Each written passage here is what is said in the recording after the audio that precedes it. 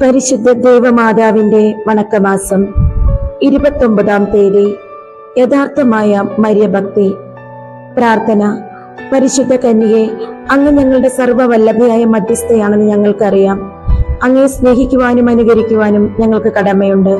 അങ്ങ് ഞങ്ങൾക്ക് നൽകിയിരിക്കുന്ന അനുഗ്രഹങ്ങൾക്ക് ആത്മാർത്ഥമായ കൃതജ്ഞത പ്രകാശിപ്പിക്കുന്നു. ഭാവിയിലും ഞങ്ങൾക്ക് ആവശ്യമായ എല്ലാ അനുഗ്രഹങ്ങളും അങ്ങ് നൽകണമേ. ഞങ്ങളുടെ ആധ്യാത്മികവും ഭൗതികവുമായ ആവശ്യങ്ങളിലും അങ്ങേ സഹായം അനുപേക്ഷണീയമാണ്. പ്രലോഭനങ്ങളിലും വിഷമതകളിലും അങ്ങാണ് ഞങ്ങൾക്ക് പ്രത്യാശ.